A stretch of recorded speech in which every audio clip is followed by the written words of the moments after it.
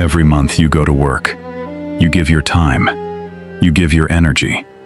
You give the best hours of your day. And at the end of the month, you count what is left. Sometimes it is very little. Sometimes it is nothing. And a quiet thought appears. If only I earned more. If only the salary was higher. If only there was more coming in, everything would finally change. But here is something that modern finance rarely teaches. The problem is almost never how much is coming in. The problem is how much is silently leaking out. In Japan, there is a word for the feeling you get when something useful is wasted. When food is thrown away uneaten. When money is spent without thought. When a life is lived without intention. The Japanese call this feeling Mottainai.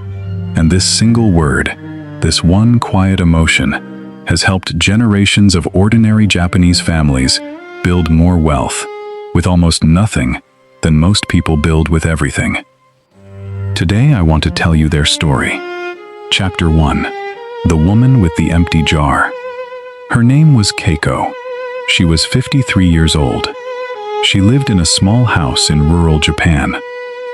She had never held a high-paying job. Her husband worked as a factory worker for 30 years. Their combined income was modest by any measure. They never had more than enough. Sometimes they had less. Yet when Keiko's children grew up and left home, they discovered something they had not expected. Their mother had savings.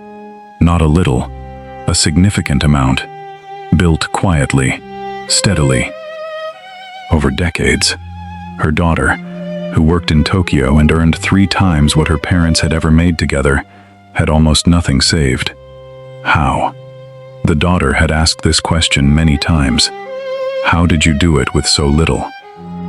Keiko smiled. She pointed to a small ceramic jar on the kitchen shelf. Every week, she said, I ask myself one question before I spend money on anything. Will I regret throwing this away? And if the answer is yes, I do not buy it. Because what I cannot bear to waste, I will never buy without reason. This was Mottainai. Not a budget, not a spreadsheet, not a financial system with rules and percentages. Just one question. One feeling. One ancient Japanese understanding that waste is not just physical. Waste is financial. Waste is time. Waste is the quiet, daily erosion of a future you could have built. Keiko had never read a finance book. She had never attended a seminar. She had simply inherited a philosophy from her mother, who had inherited it from hers. A philosophy born in a country where resources were scarce, and waste was not just foolish, it was disrespectful. To the effort it took to earn the money, to the people who had less, to the future version of yourself who would need what you so casually threw away today. Mottainai is not about suffering. It is not about denying yourself. It is about seeing clearly, seeing what you have, understanding its value, and refusing to let it disappear into nothing. Chapter 2. What waste actually costs you. Imagine a small crack in the wall of a dam. On the first day, it seems harmless. A thin line, barely visible. No one is alarmed. No one moves to fix it. But water finds every opening. Every day, the crack grows slightly wider. Every week, a little more water escapes. Slowly, silently, without drama, until one day the dam is no longer holding what it once held, and the loss feels sudden, even though it was happening all along.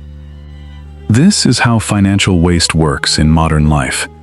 Not one catastrophic mistake, hundreds of tiny ones. A subscription running that you forgot you had. A meal bought out of habit, not hunger. A product purchased because it was on sale, not because it was needed. An upgrade made because the old thing still worked, but the new thing looked better. None of these feel significant in isolation. Together, they are the crack in the dam. Research consistently shows that most people are not financially struggling because their income is too low. They are struggling because their spending has tiny leaks in almost every direction. The average person loses between 15 and 30% of their monthly income to spending they cannot fully account for. Not to rent, not to food, not to anything they would point to proudly. To convenience, to impulse, to the vague, restless feeling that something is missing and maybe this purchase will fill it.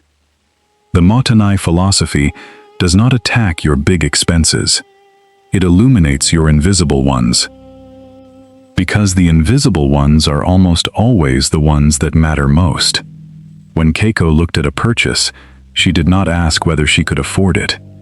She asked whether it was worth the effort that earned it. Her husband had spent 8 hours at the factory for that money. 8 hours of his body.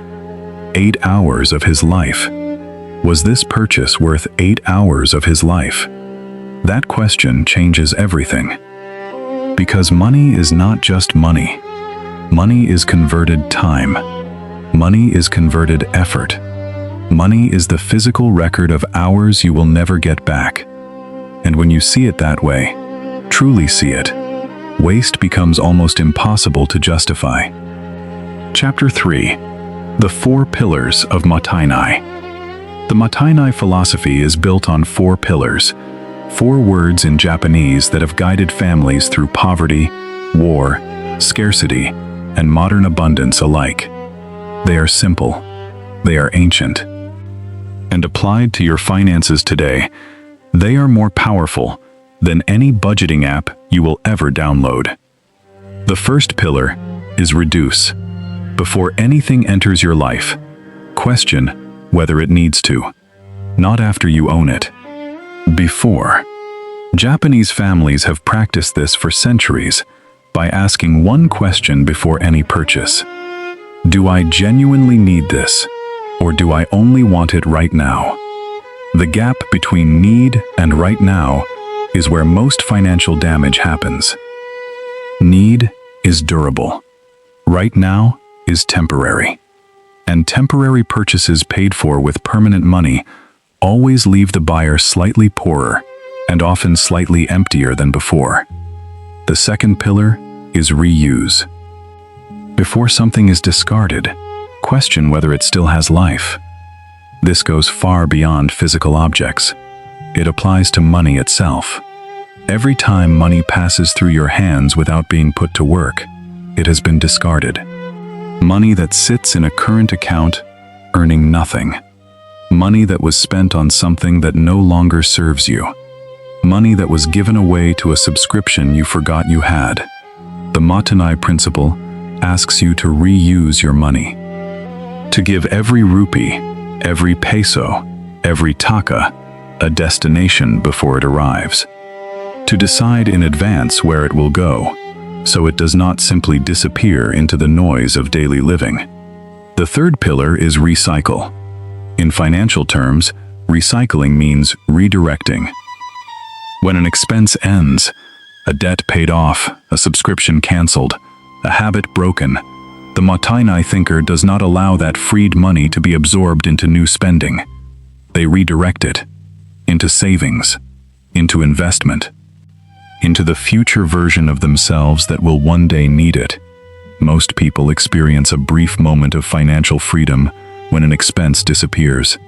And then, almost automatically, a new expense appears to fill the space. The Mottainai principle interrupts that automatic response. It says, "You freed something valuable.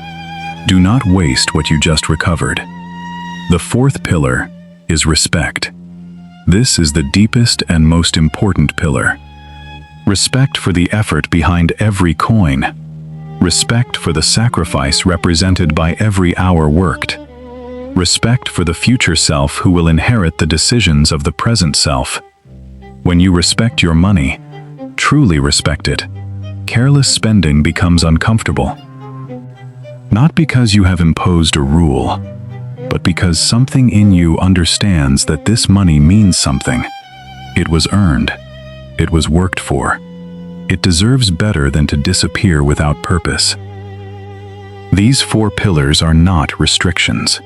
They are a way of seeing. And once you begin to see your money through the lens of Mottainai, you cannot unsee it. Chapter 4. The Invisible Savings. There is a phrase in Japan, Mottainai kara totte oku. It means, it would be wasteful to throw this away, so I will keep it.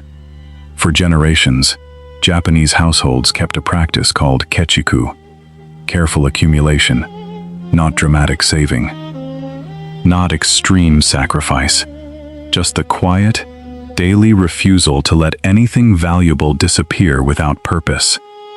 Consider what this looks like in practice. A Japanese family cancels a subscription they use twice a month. Small saving. Almost invisible. They stop buying lunch outside 3 days a week. Small saving. Almost invisible. They repair a household item instead of replacing it. Small saving. Almost invisible. They choose the modest option instead of the upgraded one when the modest option serves them equally well. Small saving. Almost invisible.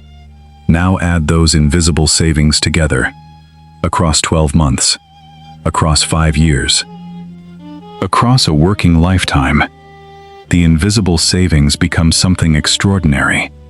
Not because any single decision was heroic, because they were consistent. This is the truth that modern financial culture refuses to celebrate. Because it cannot be packaged.